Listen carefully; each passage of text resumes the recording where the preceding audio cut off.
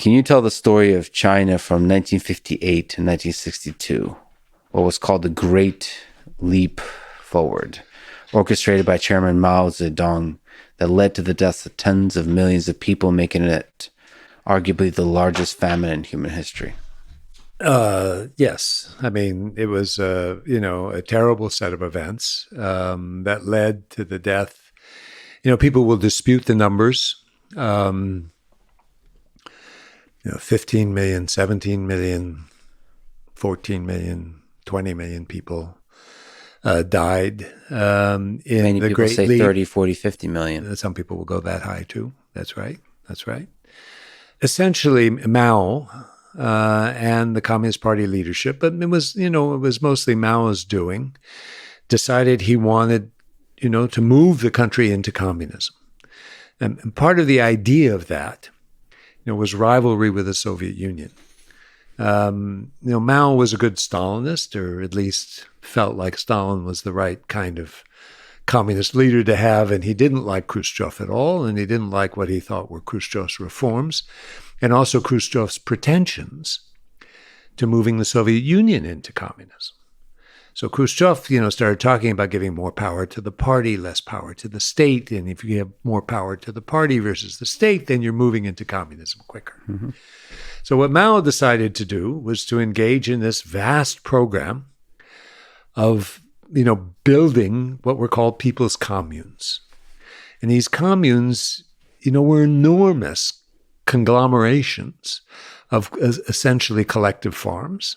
And what would happen on those communes is there would be places for people to eat, and there would be places for the kids to be raised in, essentially kind of separate homes, and they would be schooled.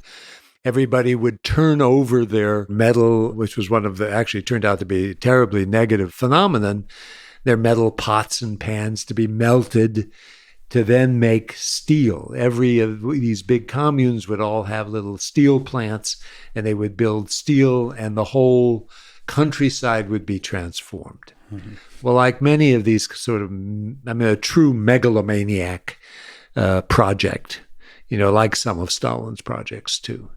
And this particular project then, the people had no choice. They were forced, to do this.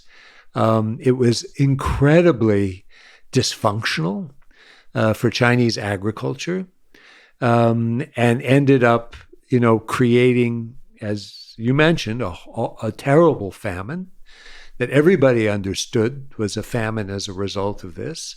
I mean, there were also some problems of nature at the same time, and some flooding and bad weather and that sort of thing. But it was really a man-made famine. And Mao said at one point, who cares? If millions die, it just doesn't matter. We've got millions more left. I mean, he would periodically say things like this that showed that, like Stalin, he had total indifference, to the fact that people were dying in large numbers. It led again to cannibalism and to terrible wastage all over the country, and millions of people died, and there was just no stopping it. There were people in the party who began to kind of edge towards telling Mao this wasn't a great idea, and that he should back off, but he wouldn't back off. And the result was, catastrophe in the countryside and all these people dying. And then they, compounding the problem was the political elite, which then, if peasants would object, or if certain people would say no, they beat the hell out of them. They would beat people, who didn't do what they wanted them to do. So it was really, really a horrific set of events on the Chinese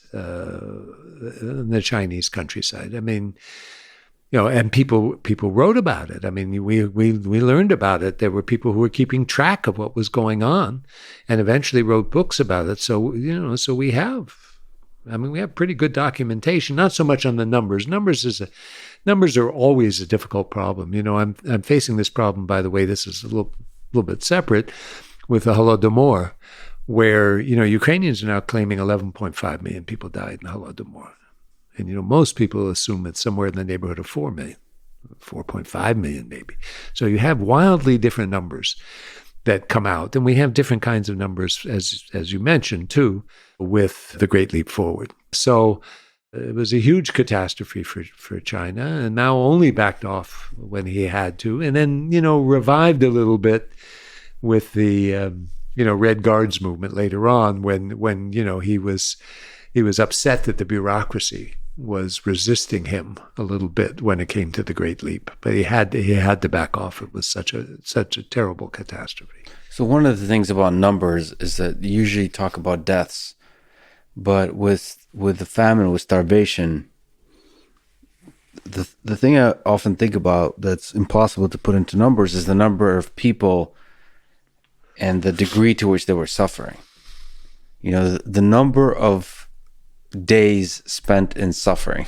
Oh yeah. And so, death is death is just one of the consequences of suffering. To me, it feels like 1, 2, 3 years or months, and then years of not having anything to eat is worse. And it's sort of those aren't put into numbers often. That's right.